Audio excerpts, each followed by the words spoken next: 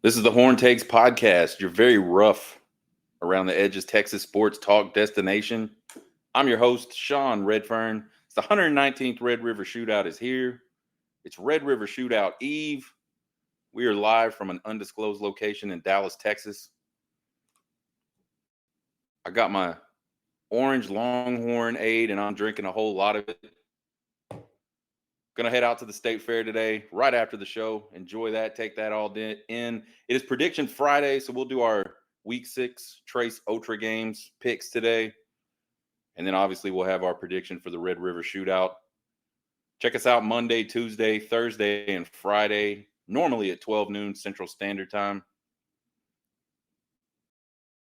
Check us out on Twitter, TikTok, and YouTube at Horn Takes. If you just like to listen to podcasts, maybe you travel a lot, maybe you're on the road a lot, horntakespodcast.buzzsprout.com. Let's get into these Week 6 Trace Otra games. I'm ready to get hurt again. I did the LSU Tigers last week. We lost miserably. We picked number 23 LSU against number 21 Missouri for our first game of the Trace Otra games. Battle of the Tigers. I was a Mount Pleasant Tiger in high school, so I love those Tigers. This game's 11 a.m. Central Standard Time on ESPN. LSU started out as a 5.5-point favorite, but that line has moved down to -4 as we get closer to game time. A lot of line movement this week. It's kind of odd.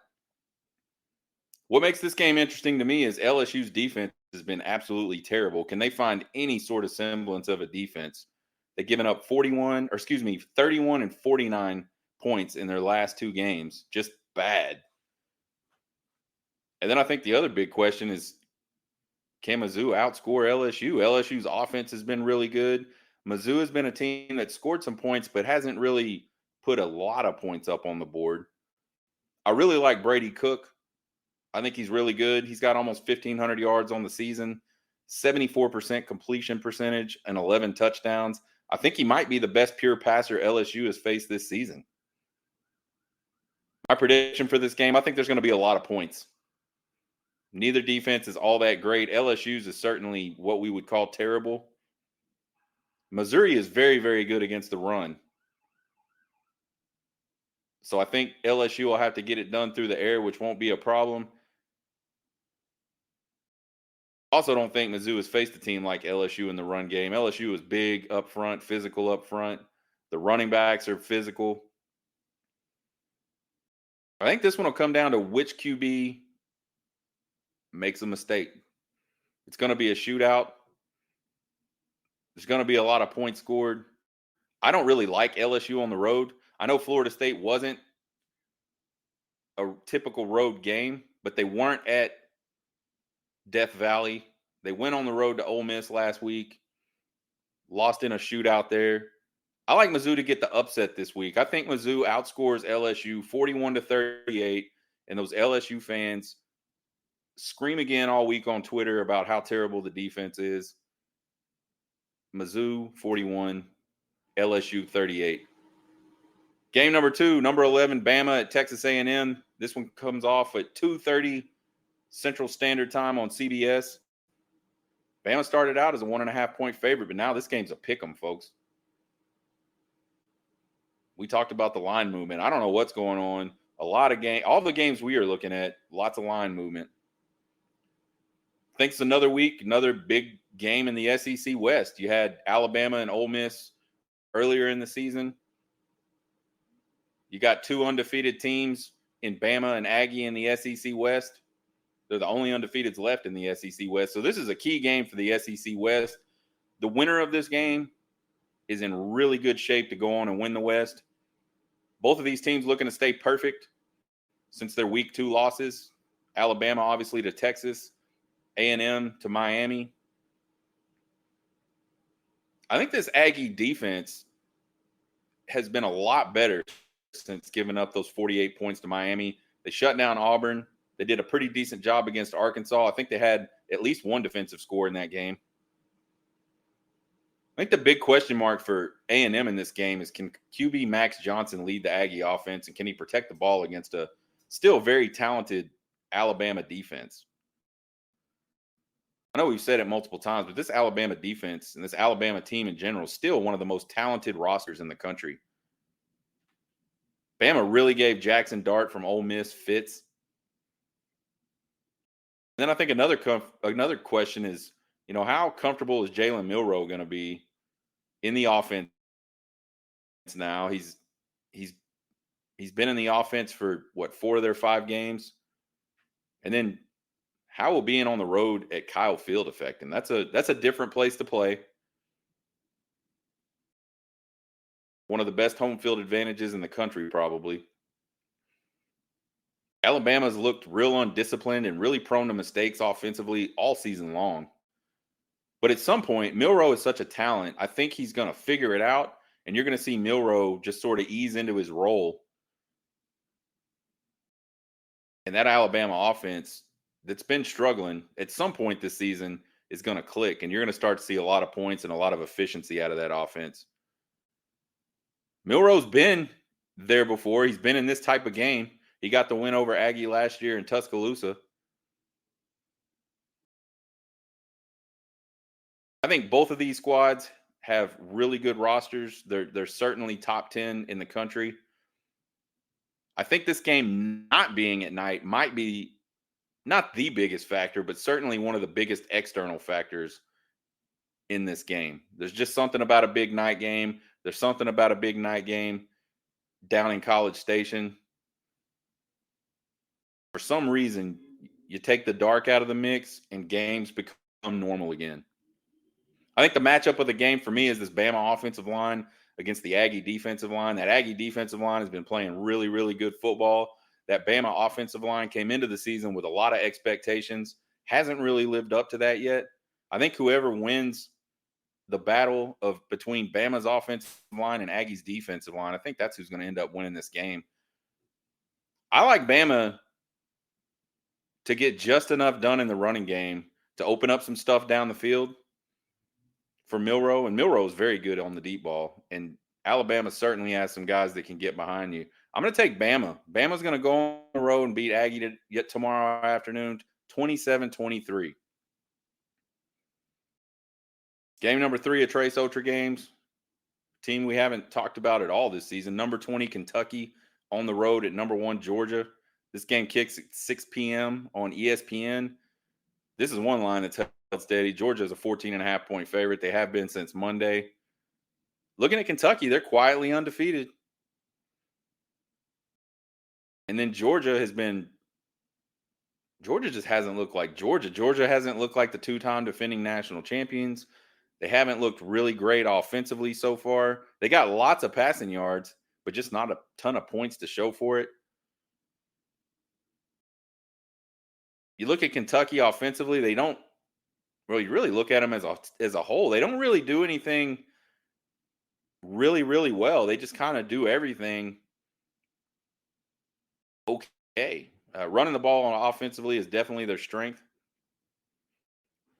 I think you look at this matchup on paper, and it is really lopsided. And we talk all the time about how the games are not played on paper. Smart so far has not found the magic button to get this team to go.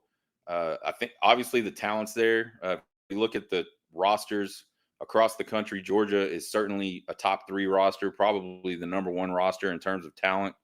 But for whatever reason, they just haven't clicked. They haven't gelled. I like Kentucky to cover in this game. I think Georgia wins this game at home between the hedges, 31-17. Now moving on to the Red River Shootout discussion. We've been talking all week about the Red River Shootout, what makes it a uniquely better rivalry than any other rivalry. And as I was talking through a lot of those different things, it started bringing back memories for me. And I just thought I would talk about a little bit of my favorite Red River Shootout moments over the years. 2005, the absolute whole thing, the whole part of it was amazing. That was my very first Red River Shootout. We were living down in Central Texas. I said, man, I want to go to this game. I found a ticket online, maybe 2 or 3 days before the game. Ended up going by myself, sat in the end zone, had an absolute blast. I got the Red River Shootout sunburn on one side of my face, the whole 9 yards. this game was big play after big play for Texas. You had the Jamal Charles touchdown, the Rod Wright scoop and score on the Bomar hit. Billy Pittman, a big touchdown coming at us early in the game. Ramon Taylor with a big touchdown catch in that game.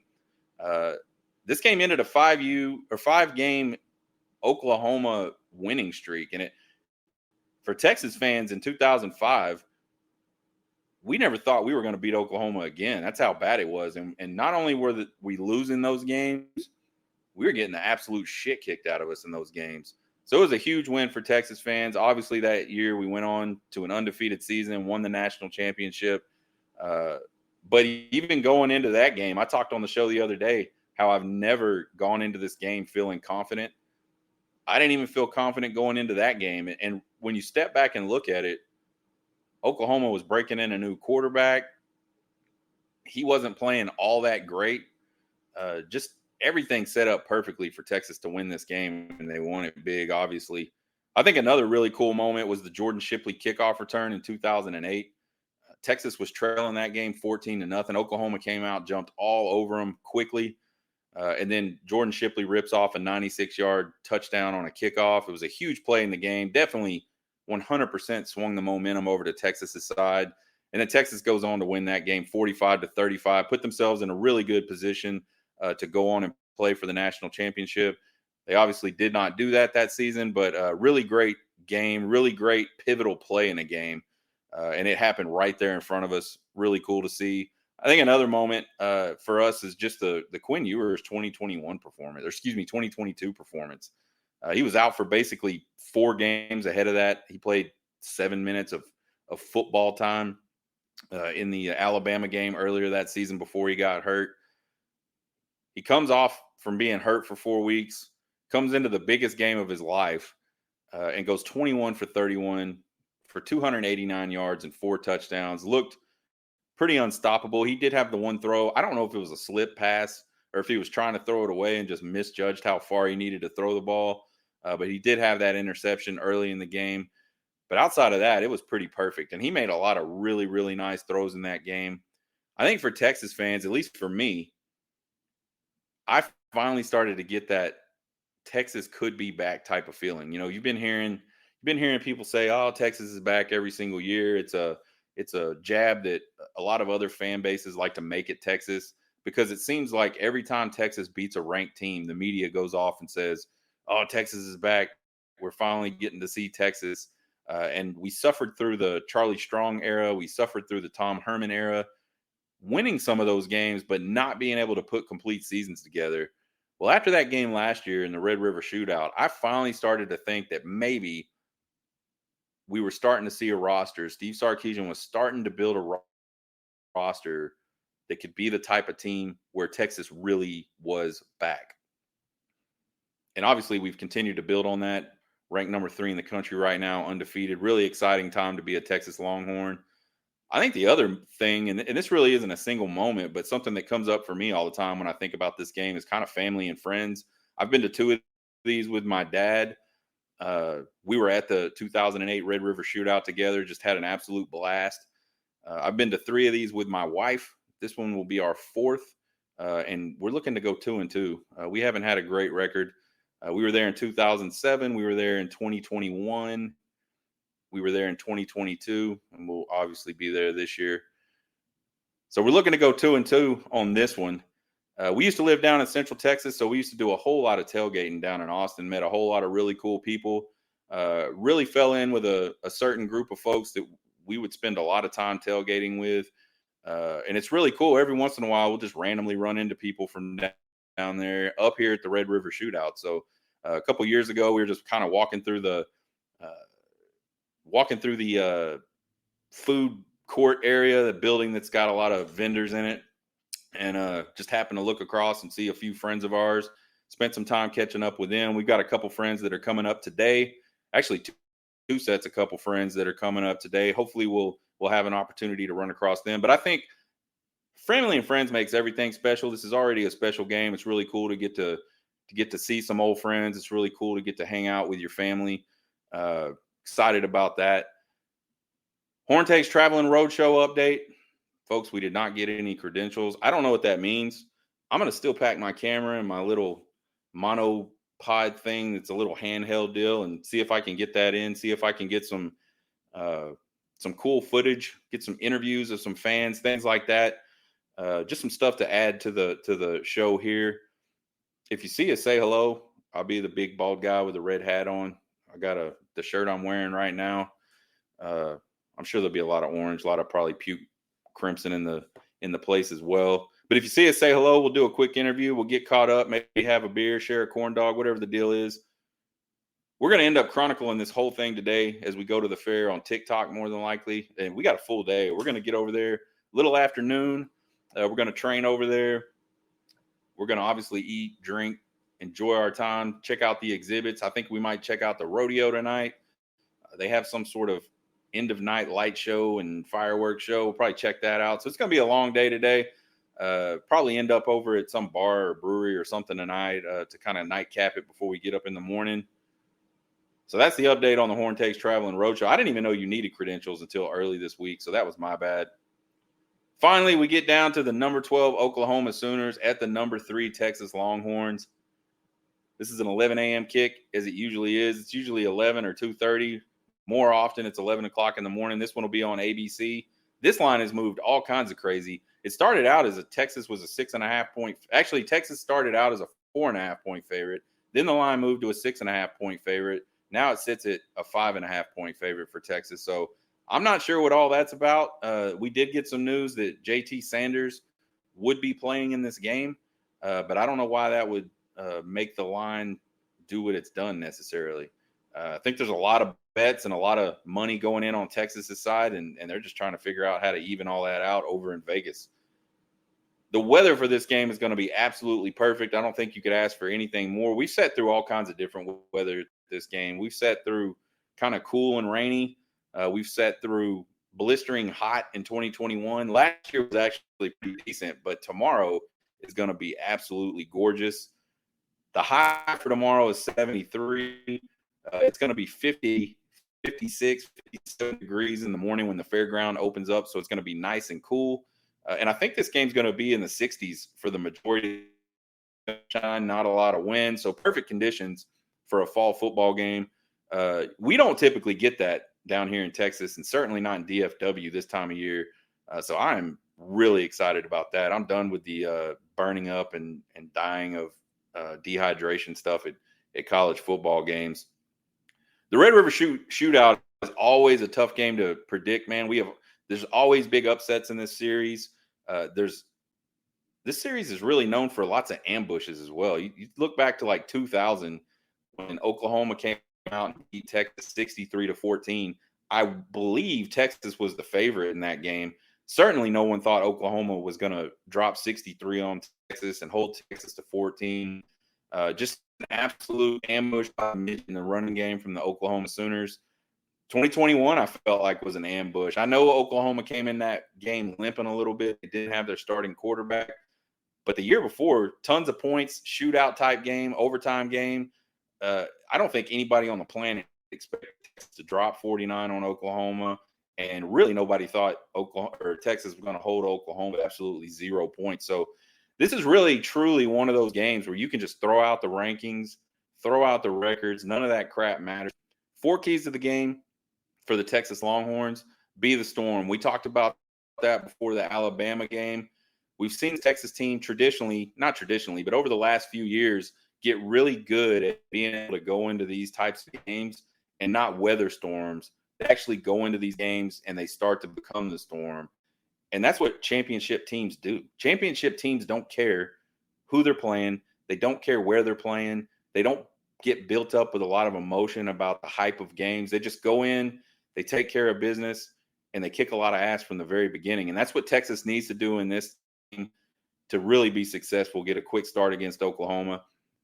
Number 2, they need to continue to control both sides of the ball. They've done a really good job controlling the line of scrimmage this year. They got to keep that up. Obviously, you win in the trenches. I really like Texas's offensive line in this game. I really like Texas's defensive line in this game. Number 3, they got to limit the big play.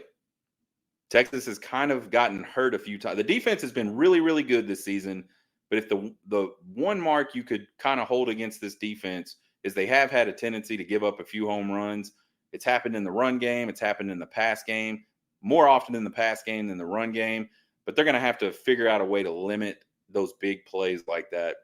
The good thing about this Texas defense is they generally respond to this, but you don't want to be giving up a ton of freebies in a game like this.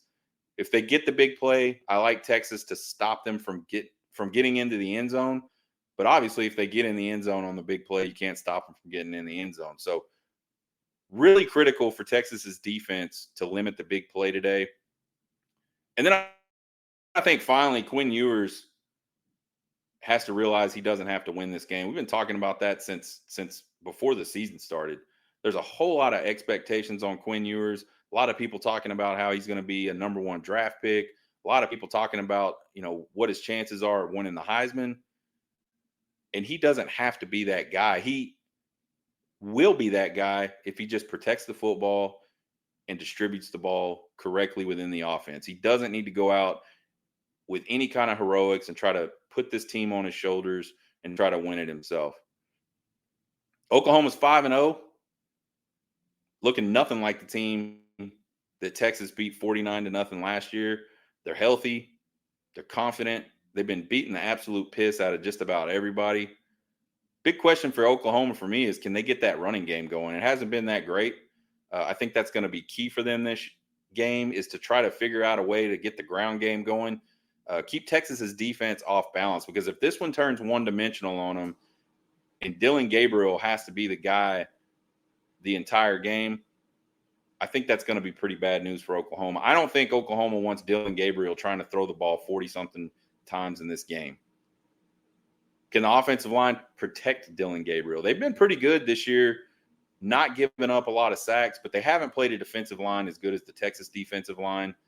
I don't think they've played linebackers that are as good in the blitz game as they will see in this game against Texas. And then I think the other question for Oklahoma, do they have the horses defensively to slow down this Texas offense? Talked about it earlier in the week. We were hoping JT Sanders would be able to play in this game. It looks like he's going to be good to go in this game. So all offensive weapons for the University of Texas are available. Quinn's got everything loaded in the chamber for him. You got Adonai Mitchell, Xavier Worthy, JT Sanders, Jordan Whittington. The running backs are weapons out of the backfield. The running backs are weapons in the ground game. You got Jonte Cook that can come off the bench and make some stuff happen at the wide receiver position. Gunnar Helm has been playing really good the last couple games and more added role in this offense at the tight end position. So many weapons. Does Oklahoma have the horses to try to contain all that? I think if you're at Oklahoma, really any team, the only way you stop that many weapons is to win the line of scrimmage and win it in a big way. And I don't know if the Oklahoma defensive line can overpower this Texas offensive line. Oklahoma is certainly better in 2023 than they were in 2022. There's no doubt about that. But so is Texas. Texas is a team that right now has already gone on the road, beat a really highly ranked and really good, really talented Alabama team. So far, OU is a little bit untested. There's nothing on their schedule that says that was a key win. It's just been a bunch of teams, right? And that's okay. They can't help what their schedule is, and they've gone out and they've played those games, and they've won those games how you would expect them to win those games generally. But I think this Texas team is a lot better this year than even they were last year when they dropped 49 points on Oklahoma and held them to 0. Dillon Gabriel, Quinn Ewers, both really good at executing their offenses. I think Oklahoma asks a lot more of Dillon Gabriel than Texas does of Quinn Ewers. Dillon Gabriel's never won a game against the top 25 team. Oklahoma and Brent Venables have still not beaten a Power of 5 Texas team since Brent Venables became the head coach of Oklahoma. I think both defenses look really good. Statistically, we talked about it yesterday on Deep Dive Thursday. Statistically, these defenses are really, really good. Texas has a slight edge on the defensive side. Oklahoma has a slight edge on the offensive side statistically. I think the outcome of this game is going to hinge on a few things. Whether OU can slow down Texas's running game, whether Texas can defend the deep ball, because I know Oklahoma's going to do it. You've seen Baylor take advantage of it. You've seen Kansas take advantage of it. You're going to see Oklahoma try to take advantage of it.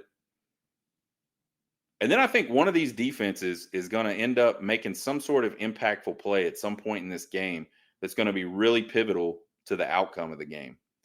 I think this game will be close early on. Texas seems to always play close games early on. Really, the only game they just came out and absolutely jumped on their opponent was Baylor.